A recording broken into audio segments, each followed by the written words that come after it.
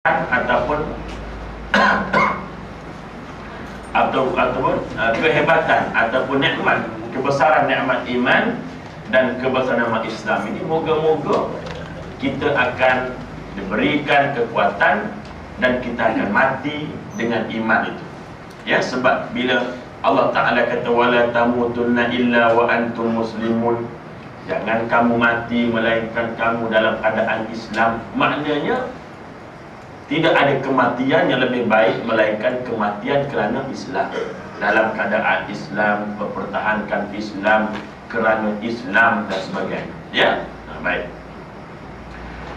InsyaAllah hari ini kita masuk dalam bab baru. Kita dah habis dah cerita bab marah semua sebagainya. Mudah-mudahan kita tak marah lagi. Ya. Kita masuk dalam bab baru, nama dia keutamaan sifat penyantun. Keutamaan sifat penyantun. Ya, betul ya? Betul. Tak betul pun betul lah, sebab kita tahu. Baik. Bismillahirrahmanirrahim.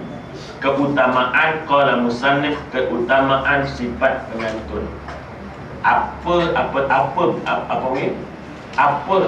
kepentingan apabila kita ada sifat penyantun ni? Orang panggil sopan santun. Apa kelebihannya kalau kita ada sifat penyantun ini? Gitu. Ketahuilah bahawasanya sifat penyantun itu adalah lebih utama dari sifat menahan marah. Imam Ghazali kata sifat penyantun ini lebih baik daripada tahan marah. Tahan marah. Kenapa? Sebab menahan marah itu diumpamakan sebagai perbuatan sementara daripada sifat penyantun. Jadi sifat marah itu ialah sifat sementara daripada penyantun itu. Dengan ada penyantun itulah menyebabkan kita mampu tahan marah. Nampak tak itu dah? Jadi maknanya penyantun itu lebih besar daripada tahan marah. Apa kira tahan darah? Ya begitu. Baik.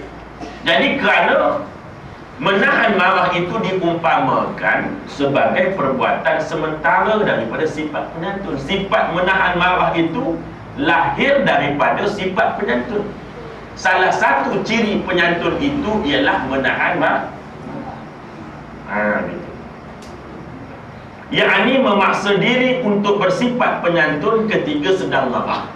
Maknanya ketika marah tu kita tahan marah tu untuk mengekalkan sifat penyantun. Makna penyantun itu ibu. Sedangkan menahan marah itu merupakan cebisan dan ciri-ciri orang-orang yang penyantun. Ya. Sedangkan menahan marah itu tidak perlu, melainkan bagi orang yang sedang berkobar-kobar kemarahan. Jadi marah itu tak perlu, menahan marah ni tak perlu, melainkan bila marah. Betul tak? Mana ada orang tahan marah ketika dia tak marah? Ada? Kenapa kau tahan marah ni? Aku tak marah. Macam mana dia? Dia tahan marah ni, bila dia marah maka dia tahan marah. Nampak tak? Sedangkan pada waktu-waktu yang lain dia tak perlu kepada menahan marah ni. Tak marah, tak perlu tahan marah. Nampak tak? Maka tak marah itu merupakan sifat penyantun. Dan gitu ya. Kemudian untuk melenyapkan marah itu perlu pula kepada perjuangan yang sungguh-sungguh.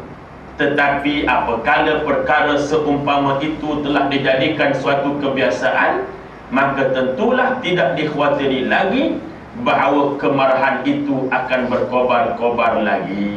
Ini tak perlu dah. Sebab itu penyantun ini perlu. Kerana dengan adanya sifat penyantun itu menyebabkan kita boleh kawal perasaan kita ketika marah. Tegasnya penyantun itu adalah tanda-tanda kesempurnaan akal fikiran dan penguasaan terhadap keinginan hawa nafsu yang dapat mematahkan segala kekuatan dan kegejolakan sifat marah dalam diri serta menundukkan menurut pertimbangan akal fikiran.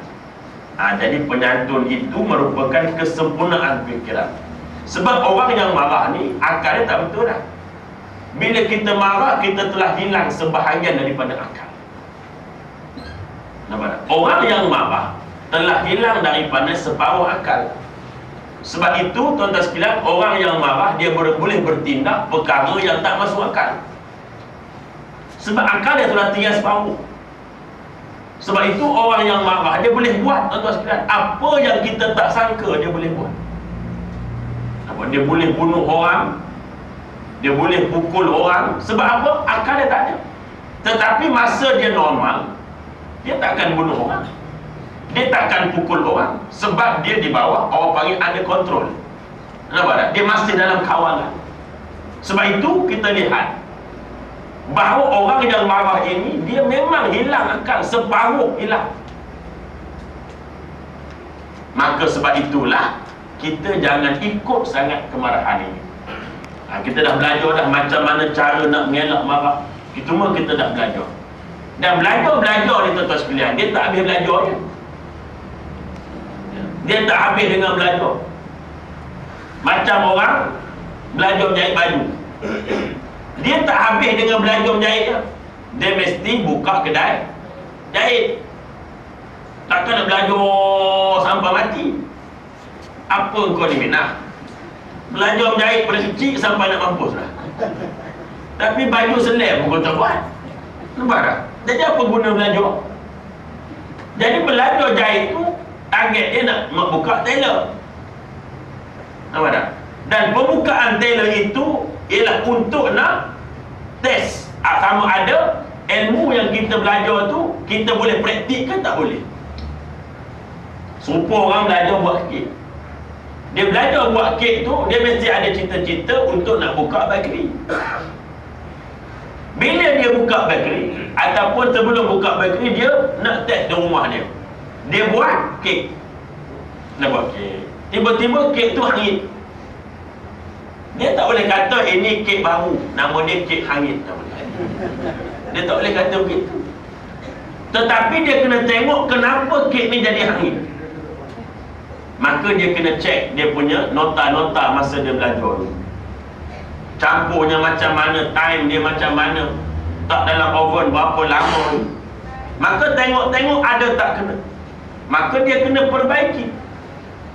Nampak tak? Begitu juga dengan Islam. Islam tak habis dengan belajar, tuan-tuan sekalian. Belajar saja bila nak beramal. Nampak dengan sekalian? Kita belajar berenang untuk apa? Untuk kita nak berenang. Kalau belajar aja tak pernah berenang, boleh berenang? Tak boleh. Belajar tak dapat. Gini